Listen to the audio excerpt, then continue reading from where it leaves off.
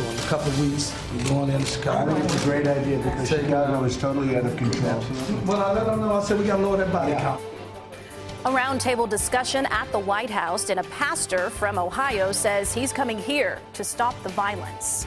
Good afternoon. I'm Erica Sargent. And I'm Rob Johnson. That, of course, raised a lot of eyebrows and questions. CBS 2 political reporter Derrick Blakley went searching for answers.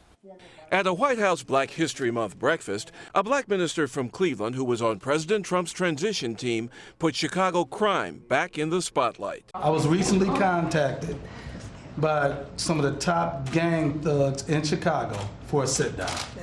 They reached out to me because they associated me with you. They respect you. They believe in what you're doing. And they want to have a sit-down about lowering that body count. It's a great idea because Chicago is totally out of control. It's just the latest in a series of tweets, quotes, and comments from the president focusing on Chicago's violence. If they're not going to solve the problem, and what you're doing is the right thing, then we're going to solve the problem for them because we're going to have to do something about Chicago. You have any idea why the president has such a fixation on Chicago? I can't speak to why he says what he says. I know where the challenges are, where I think Eddie talked about it this morning.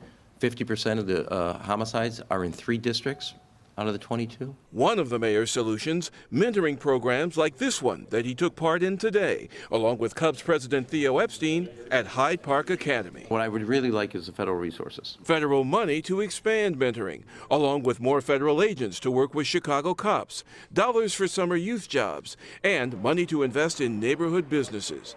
But others have a different explanation for the president's Chicago fixation. What do you think is the president's obsession with Chicago? Barack Obama. Father Flager believes the president simply wants to embarrass Chicago because it's Barack Obama's hometown. Still, he says he's written to President Trump, inviting him to visit St. Sabina and hear from local residents if he's really concerned about Chicago's troubles. Meantime, Mayor Emanuel is walking a very fine line. He's careful to never disparage the president. Instead, he's trying to turn his threats of intervention into tangible resources.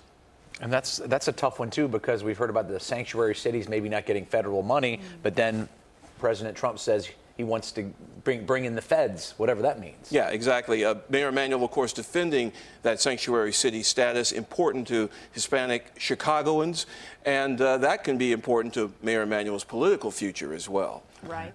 Thank you, Derrick.